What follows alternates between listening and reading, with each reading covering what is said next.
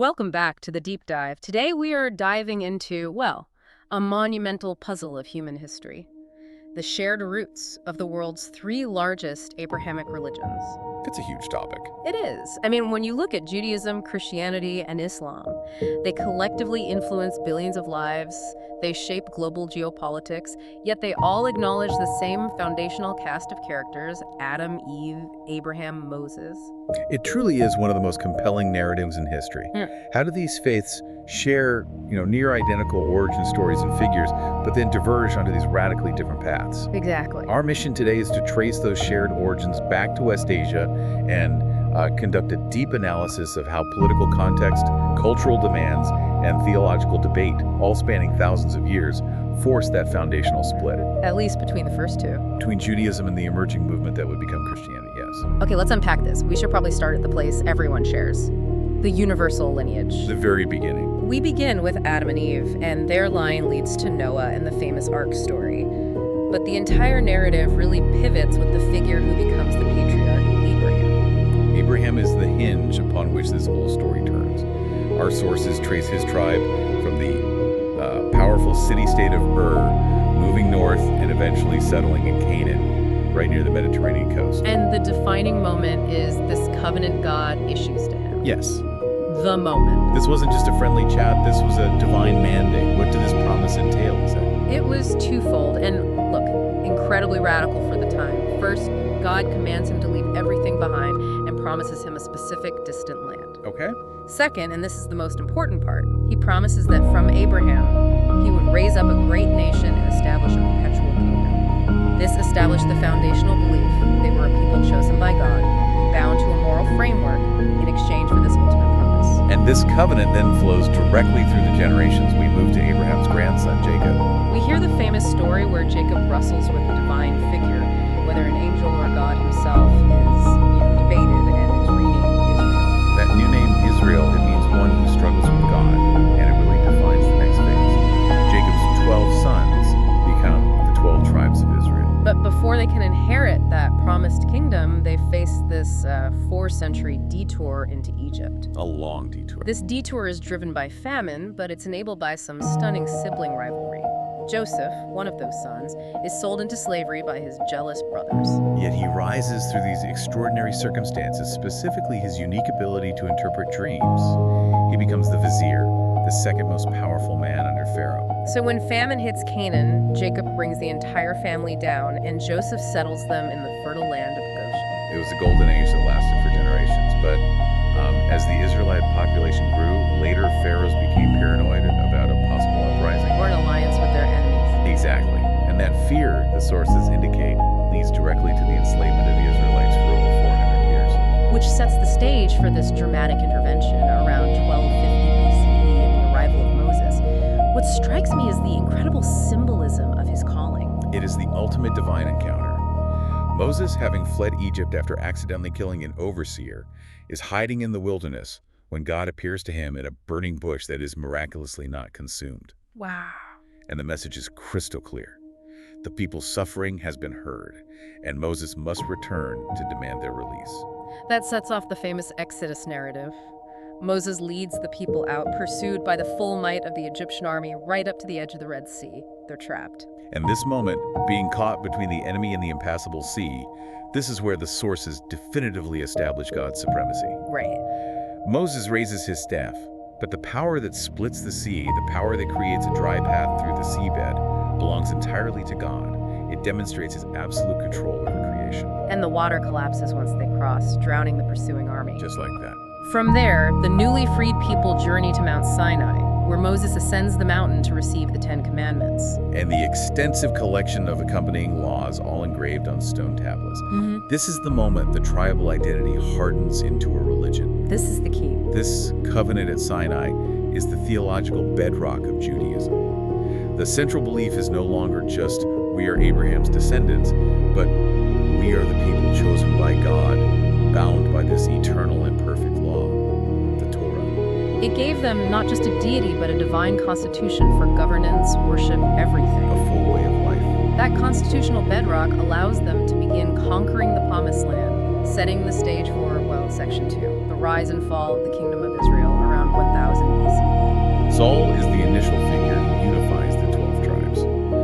undisputed, revered national hero is King David. From the tribe of Judah. A descendant of Judah, yes, who defeats Goliath, solidifies the United Kingdom, and establishes Jerusalem as the political and spiritual capital. And his son, Solomon, cements this golden age by constructing the first temple in Jerusalem. Why was the structure so important? It wasn't just a big building. No, not at all. It symbolized two things: stability and centralization. The temple housed the Ark of the Covenant and became the singular, designated place where God was accessible to. So it defined the religious practices for the entire nation. It was the architectural proof that the covenant had been fulfilled with the land of Canaan. But history, especially ancient history, is brutal. That unity didn't last. Not at all. The kingdom fractures quickly after Solomon's death, splitting into the north Israel, 10 tribes, and the south Judah, with only 2 tribes, but retaining the Davidic lineage. And the dispersal begins. Yes. In 722 BCE, the north falls completely to the powerful Assyrian Empire. Those 10 tribes are scattered and, well, they essentially disappear from history. The lost tribes. And the south, the kingdom of Judah, survives as this vulnerable, smaller state until 597 BCE. When they're overwhelmed by the Babylonian Empire. This is the catastrophic second exile, where the leaders, priests, skilled workers, they're all marched out of their homeland and enslaved in Babylon. Here's where it gets really interesting. This geopolitical trauma is where the modern identity is forged. Because only the southern kingdom Judah survived the subsequent returns and struggles, its name became the identifier. So the word for Judah in Hebrew, Yehudi, is the root for the modern term Jew. The name itself embodies this history of loss, of exile, and survival. So the Jewish people today carry the history of the original 12 tribes, but they are defined by the lineage of the South. Exactly. But their ultimate dispersion, the most traumatic one, is still to come under the Roman Empire.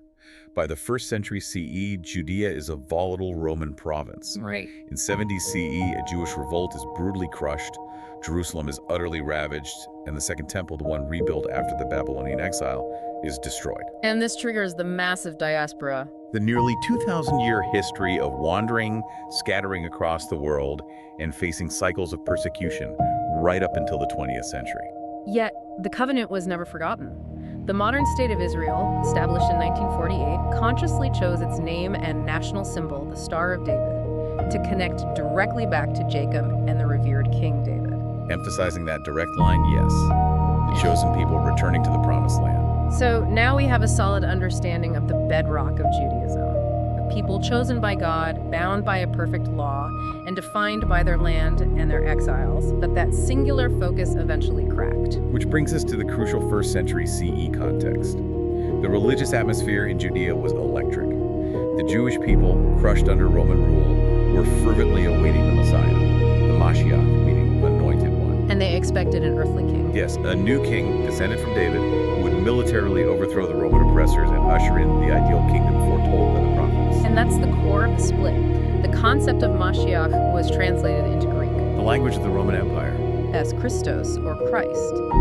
This key linguistic shift also represented a huge theological divergence. What's fascinating here is how Jesus' claims immediately clashed with those expectations.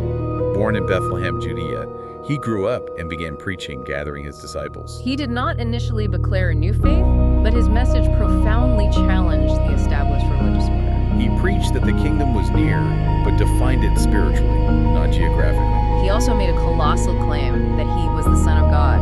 Why did his wisdom and miracles, feeding 5,000 people, healing the sick, why did that cause such tension? Because it threatened 2 very powerful structures: the authority of the religious elders and the stability of the Roman occupation.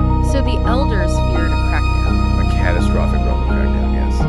And they saw his claims of divine authority as blasphemous. The confrontation culminates during the Passover festival, when Jesus enters Jerusalem, fulfilling a key messianic prophecy by riding on a donkey. But instead of seizing power, he confronts the hypocrisy he saw within the temple system itself. And that sealed his fate. The Jewish leaders conspire to have him arrested. The betrayal by Judas for 30 silver pieces, an eternal symbol of broken loyalty. Jesus is captured and delivered to the Roman authorities, accused of sedition against the emperor. The punishment for challenging Rome was brutal. Crucifixion, Jesus dies on the cross, and it seems like the movement is over. Seemingly. But the ultimate split happens 3 days later with the resurrection. Exactly. The claim is that he rises from the dead, appears to gives them the command: spread his life and teachings unto the end of the world. And that command fundamentally redefines the covenant. It shifts it from a chosen ethnicity to a universal belief. Which moves us into section 4, the universal church and the theological break. How did the Jewish followers of Jesus even structure this radically new message? They had to reinterpret the entire history they knew. Those who believed Jesus was the promised Messiah became the first Christians. They viewed the Hebrew scriptures, the law, the prophets, the history of Israel as the Old Testament. The Old Covenant. The Old Covenant. And the new writings about Jesus and his apostles became the New Testament, the New Covenant, which supersedes the Old. So if the Old Covenant was based on perfectly keeping the law, what is the core belief of the New Covenant that made it so separate? It centers on the concept of substitutionary atonement. The sources conclude that humanity, being inherently flawed, simply cannot keep the divine law perfectly. So salvation has to come from somewhere else. It has to. The core Christian belief is that God sent his son, Jesus, to live a perfect life and then sacrifice himself to bear the punishment for humanity's inability to keep the law. So salvation isn't earned by ritual or keeping all 613 laws. It's a gift received through faith in this sacrificial act. Precisely. Jesus himself, in the sources, states, "I am the way, the truth, and the life." This belief structure means that salvation and access to eternal life are achieved only through faith in him. Which makes the entire temple system and many Jewish rituals unnecessary for redemption. This radical idea enabled the defining step toward universality, preaching to non-Jews, the Gentiles. Preaching to Gentiles was utterly revolutionary. It meant that chosen people were now defined by belief, not by birth. That's when the term Catholic Church comes into use. Catholic literally means universal or for all humanity. This emphasized that Christianity was not reserved for a specific nation or lineage. It was open to anyone, Greek, Roman, slave, or free. Anyone who accepted Christ. But initially, this universal church was viewed as a dangerous, illegal cult by the Roman Empire. Whose state religion was polytheistic and required worship of the emperor, yes. This led to intense persecution. But that trajectory changes around 300 CE with Emperor Constantine the Great. Before a decisive battle, he had a vision of a Christian symbol and credited his subsequent victory to that sign. While his conversion was complex, he became the first Christian emperor. And he issued the Edict of Milan in 313 CE, officially legalizing Christianity. But this rapid growth brought organizational chaos.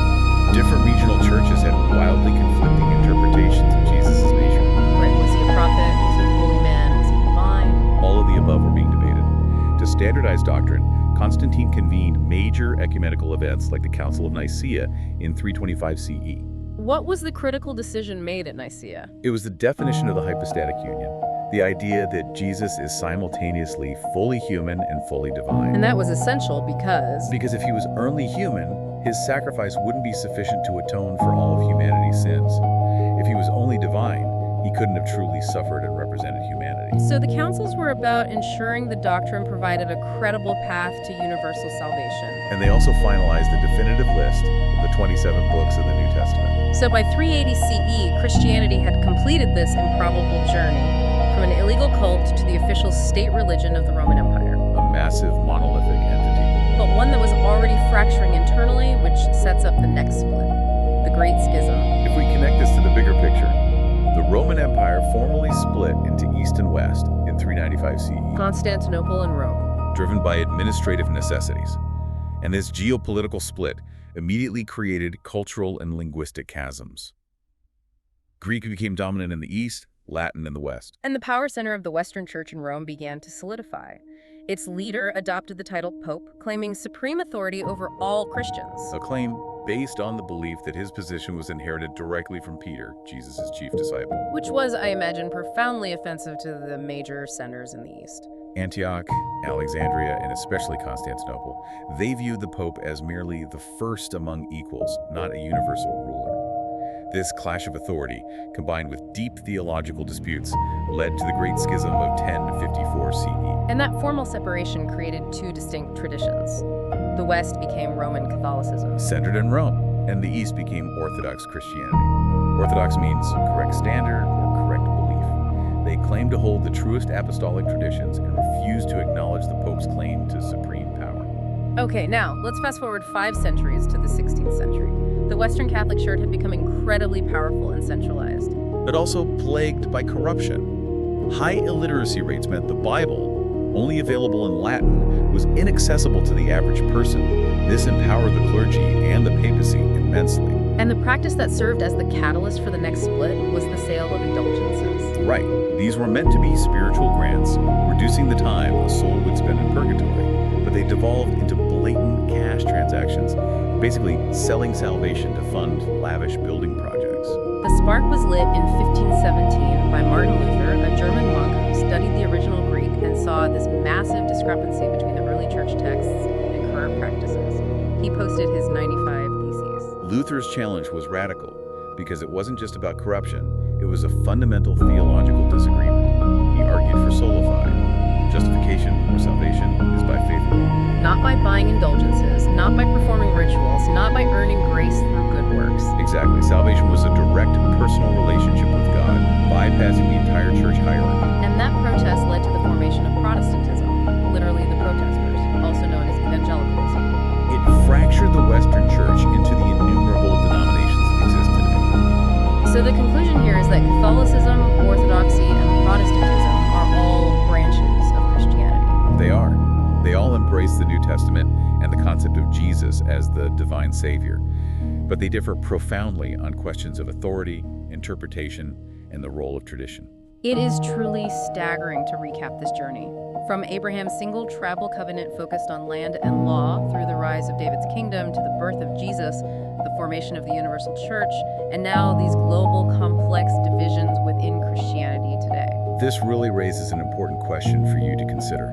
Our deep dive today only covered the first two branches to emerge from Abraham's lineage, Judaism and Christianity.